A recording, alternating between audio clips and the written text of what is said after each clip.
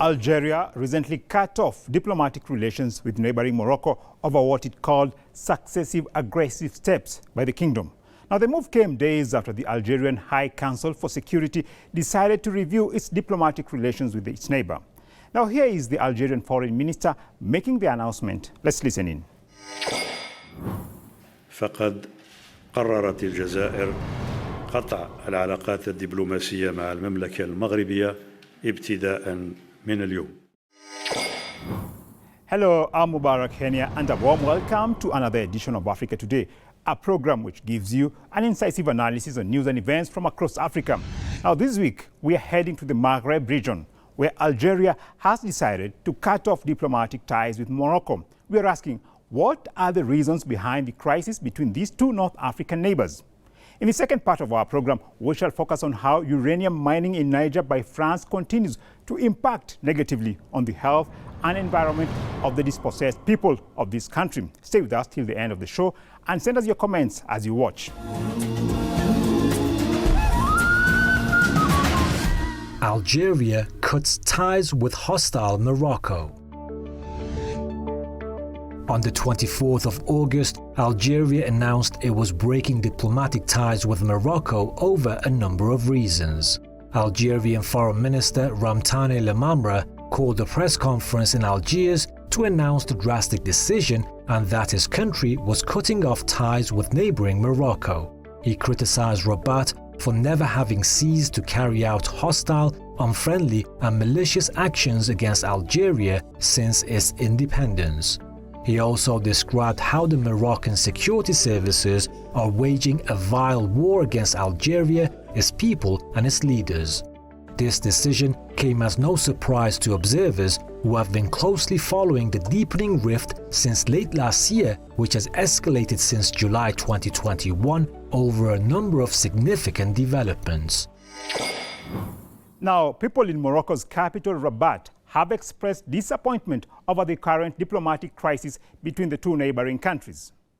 Alors les relations diplomatiques coupées ou la rompues avec l'Algérie, c'est vraiment un très dommage. Now, for more on the crisis in Algeria-Morocco ties, we have contacted Elijah Magnia, a journalist and political analyst. Thanks a lot for your time, Sam. Now, can you first tell us what, in your opinion, is the source of the hostility and tensions between Morocco and Algeria?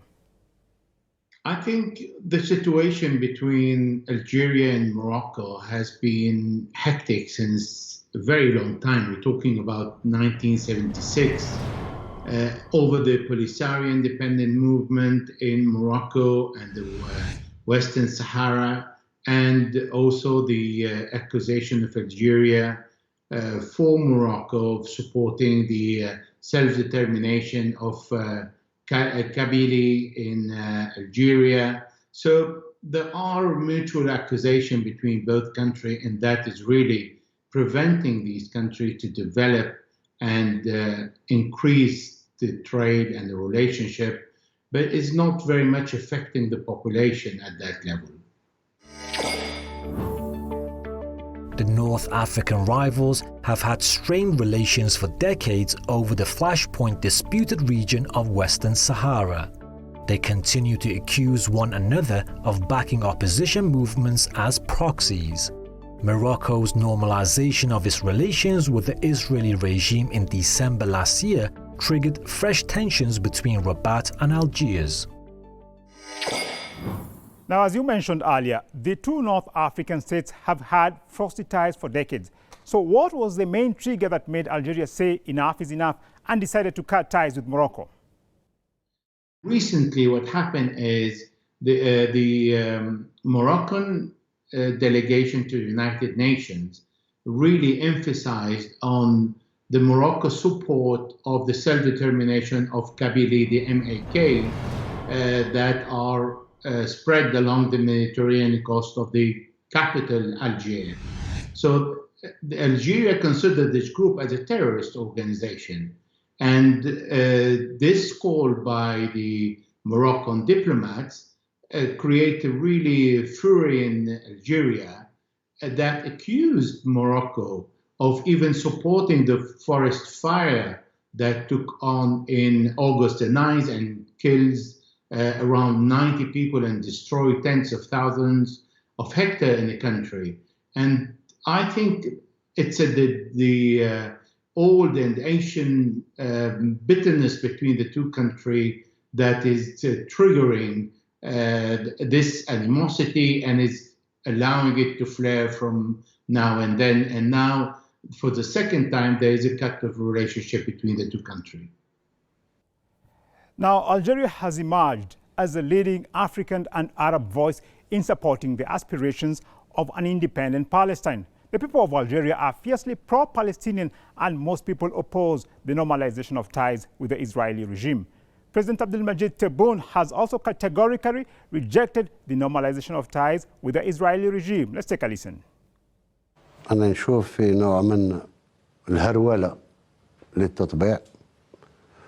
احنا أولا ما نشاركش فيها وما نباركش فيها.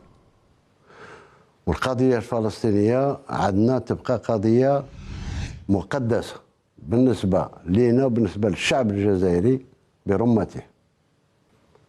القضية الفلسطينية بالنسبة لنا قضية مقدسة، القضايا، قضية جوهرية ما تتحل إلا بالدولة الفلسطينية في حدود 67 وعاصمتها القدس الشريف. Now, do you think the Israeli regime has a role in inciting Morocco's hostility towards Algeria, and what does the regime stand to gain?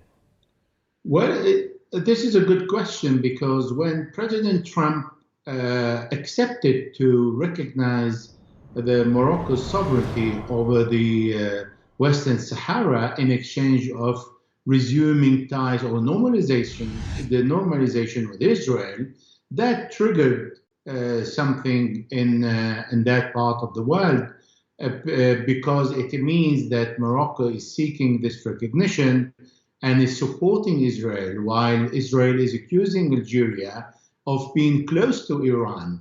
And we saw recently the visit of the Israeli Foreign Minister Yair Lapid, who also accused Algeria of having a relationship with Iran and is supporting Morocco against Algeria.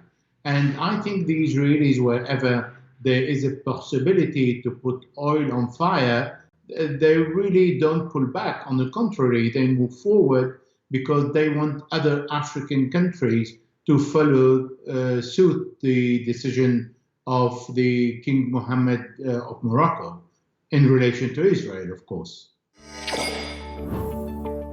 South Africa, considered one of the most powerful countries in the continent, has been at the forefront advocating for the end of Morocco's rule over the Western Sahara region. Speaking when he hosted Sahrawi leader Brahim Ghali, South African President Cyril Ramaphosa said he is certain that the people of Western Sahara will eventually get self-determination and be free.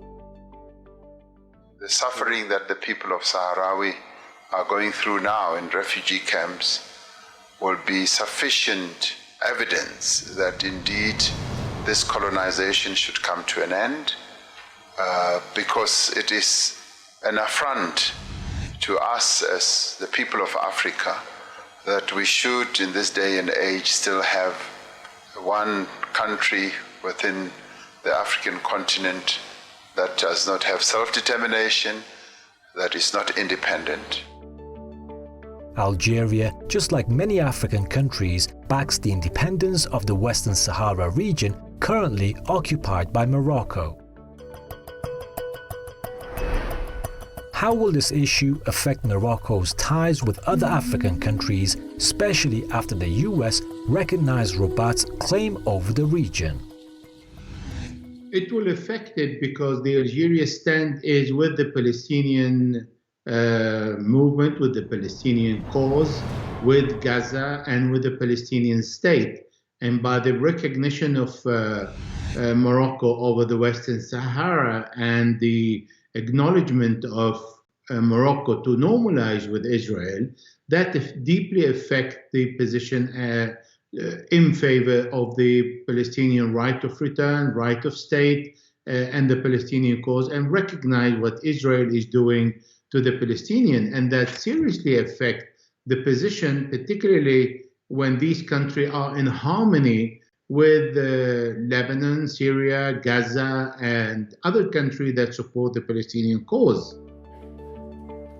Algerian Foreign Minister has warned that insistence on granting Israeli regime observer status at the African Union could lead to the disintegration of this continental body. Algiers is leading a group of powerful African countries opposing Israel's observer status in this Pan-African body. Now, last question to you. What are some of the regional implications for Algeria's decision to cut ties with Morocco, especially considering the fact that Algiers is leading a campaign to reject Israeli regime's observer status at the African Union?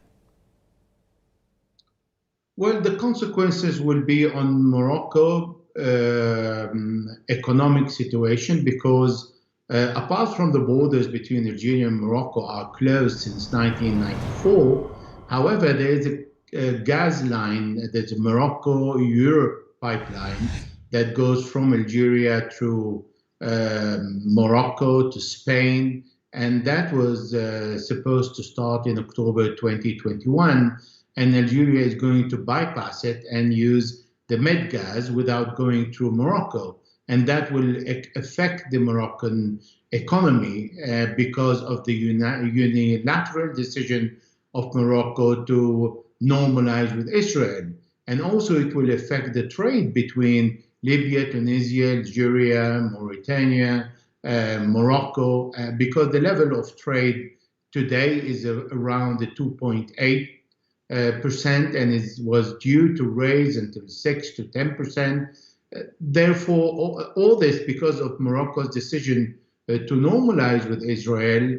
The Algerian reaction will set an example what can happen to other African countries if they resume normalization with Israel. And there are going to be a counter reaction from those who don't want to normalize with Israel and believe in the rightness of the Palestinian cause.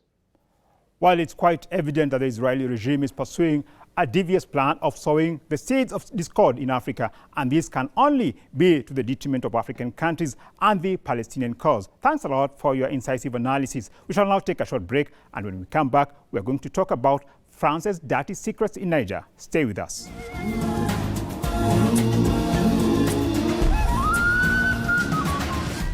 Radioactive legacy in Niger.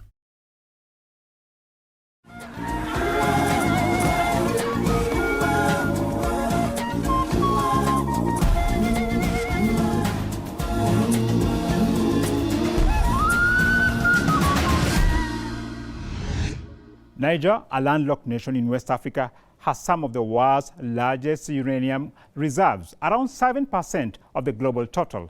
Now, uranium is used to fuel nuclear power plants, which are mostly located in European, North American, and some Asian countries. Production of uranium at the Cominac mine in Niger's Agadez region came to an end in March this year after over 40 years of operations. During the 4 decades, the mining operations by this French company produced more than 75,000 tons of elemental uranium. However, the company's plan for dismantling the mine site has been termed as unsatisfactory by the local population and environmentalists. The main disagreement is the management of massive radioactive waste stored in the open air.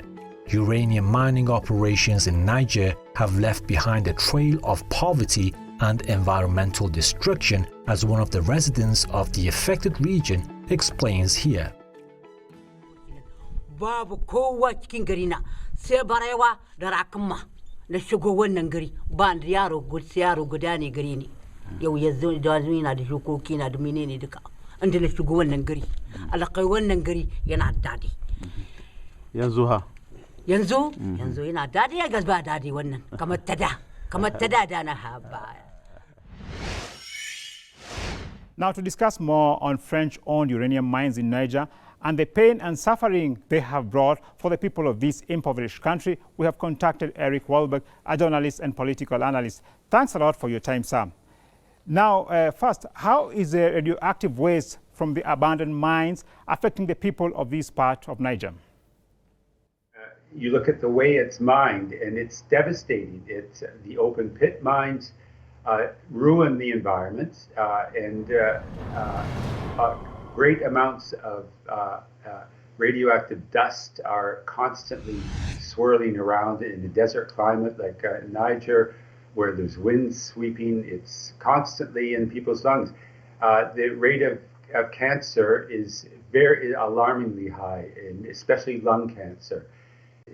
And it's not only the use of these radioactive materials, which can be up to 500 times the safe level, but it's also the use of the groundwater. Millions of liters of groundwater. This is in a desert, and all the water is being used to create uranium. So really, the waste effects are ongoing now. Thanks a lot, Mr. Wahlberg, for your insight. Though Niger got its independence in the 1960s, France still plays an influential role in the country, thereby playing a monopoly game to tap its natural resources. Since the discovery of uranium in Niger, a major chunk of this mineral has been exclusively exported to France by Areva, the state-owned nuclear power company of France. Locals who worked in the mines are suffering from unknown diseases and say that they are treated like animals by French companies running the uranium mines.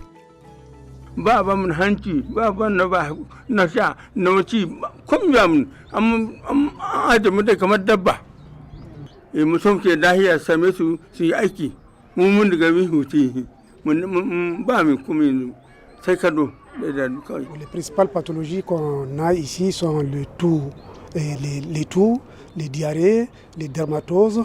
Et donc ces pathologies sont pratiquement les mêmes qu'on retrouve dans les autres régions du pays. Ce n'est pas du tout lié aux radiations. French companies own most of the uranium mines in Niger, including the abandoned Cominac mine. Are these companies carrying out their responsibility to clean up their mess? People live in terror of, they're afraid to speak out. The journalists wanted to come and interview people, and they said, don't say you're talking about uranium. If you want to say you're talking about migrant laborers leaving Arlit to go to Algeria because they've got no work, you can talk about that, but don't. So it's very much in the old vision of how, especially in the United States, where reporters would try and investigate and they would be killed. Or you could say, you know, it's going on everywhere in the world, that reporters really are intimidated into not reporting the news. So the French is not, the companies are not, the company is not responsible, and so it tries to hide that fact. So, and this company, the original contract was made in 1968, and when finally, through Freedom of Information or through Doctors Without Borders, they were able to get evidence of what the actual contract was. It was all secret. And it turns out there were no taxes being paid, no excise taxes, no use of local resources.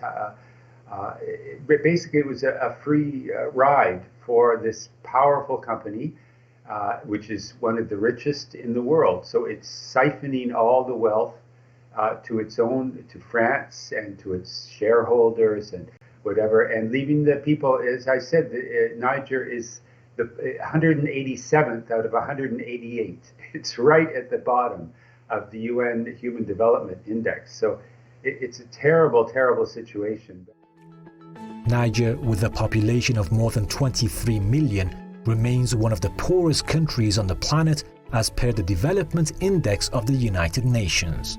More than 43% of its population is living below $1.25 per day. French companies mining uranium in Niger are not only looting the country's wealth, but they have destroyed the environment. Quand Somaïr exploite, soutire, pompe l'eau pendant plus de 40 ans directement de la nappe phréatique et que nous, au niveau de la population d'Arlit, on nous laisse des eaux usées pour arroser nos jardins. Nous pensons que c'est déplorable et que cela porte atteinte à la santé de la population de la région d'Agadez et de la ville d'Arlit en particulier. Now, uranium in Niger was supposed to be a blessing for the people, but apparently this wealth is now a curse as masses languish in poverty while foreign countries, especially France, make massive profits from this natural resource. What went wrong? Well, it used to be called, or it still is called, the oil curse. And originally that was a name that was given to the Dutch, who had some oil in Holland, and they started, after World War II, started to mine it, but it turned out that it created horrible pollution, and the profits just went to the, all the benefit went to the so-called shareholders, to the owners of the company.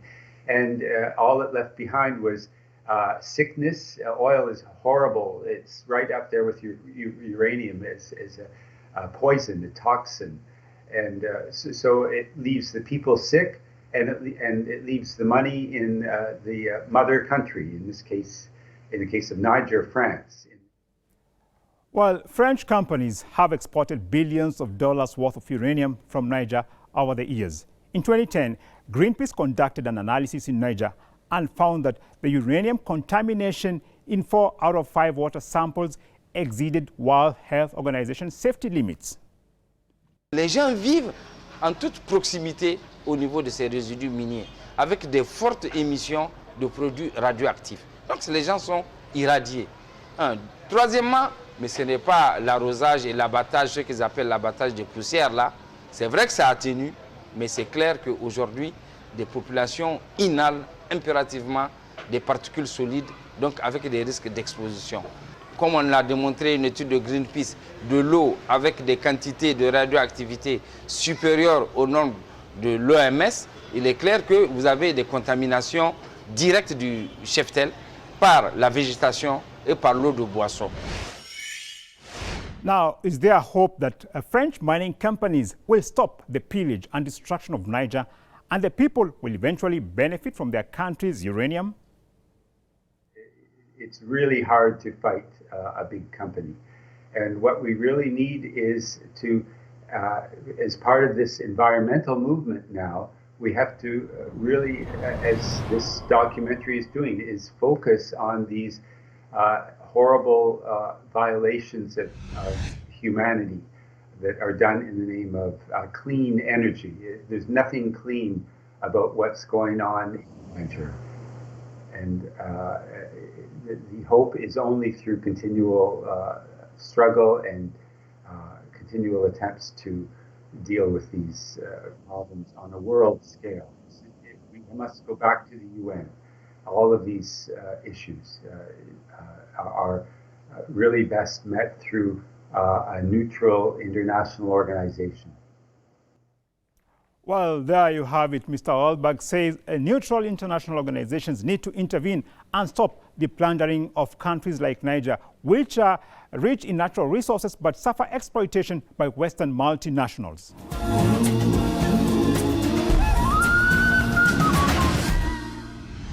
And on that note, we come to the end of this week's edition of Africa Today. Let us know what you think by dropping us a line through our social media handle. You can also watch this and our previous shows on our website, presstv.ir. Thanks a lot for watching, and until our next episode, it's goodbye for now.